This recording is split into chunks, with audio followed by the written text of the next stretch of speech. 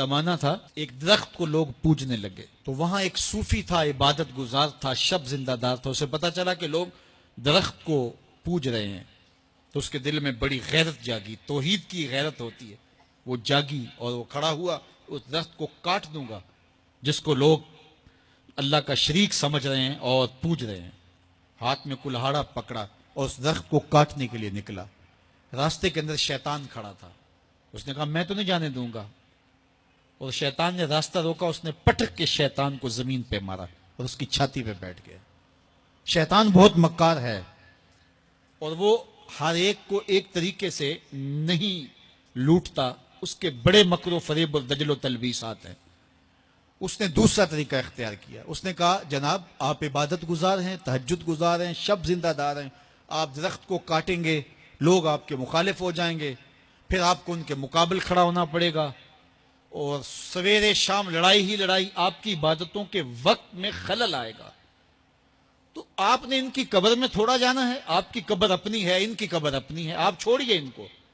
اور ساتھ ہی کہا کہ جب آپ مصلی اٹھایا کریں گے تو نیچے سے ایک درہم مل جایا کرے گا آپ کو، تو آپ اس سے اپنے کھانے پینے کا انتظام کر لیا کریں گے اور آپ فارغ البال بھی ہو جائیں گے۔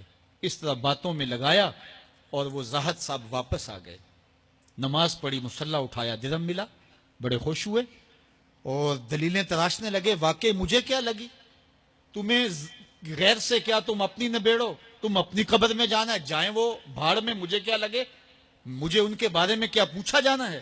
نمازیں پڑھتا ہے، ہر نماز کے بعد مصلی اٹھاتا ہے تو ایک درہم ملتا ہے۔ کافی دن گزر گیا، دل بھی آہستہ آہستہ مردہ ہو گیا۔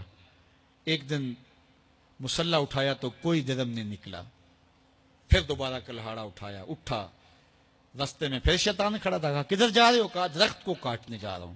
شیطان نے کہا میں تو نہیں جانے دوں گا۔ اس کو تجربہ تھا کہ میں اس کو پٹک کے زمین پہ مارا تھا، یہ میرے سے طاقتور تو ہے ہی نہیں، اس نے پھر گریبان سے پکڑ لیا، شیطان نے پٹک کے زمین پہ مارا اور چھاتی پہ بیٹھ گیا۔ وہ زاہد صاحب پریشان ہو گئے، شیطان کو کہنے لگے کہ یہ کیسے ہوا، میرا تو تجربہ ماضی کا یہ تھا کہ میں طاقتور ہوں تم کمزور ہو، لیکن اب تم نے پٹک کے مجھے زمین پہ مارا۔ تو کہا صاحب اس دن تم اللہ کی رضا کے لیے جا رہے تھے، آج تم درہم کے لیے جا رہے ہو۔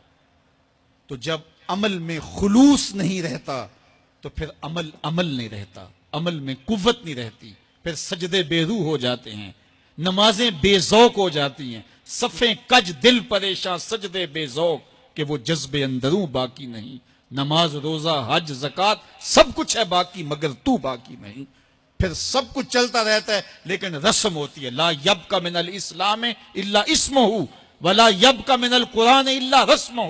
پھر قرآن پڑھا جاتا ہے، رسم ہوتا ہے، قرآن دل کو پھر نہیں بدلتا، اس لیے کہ رسم ادا ہو رہی ہوتی ہے۔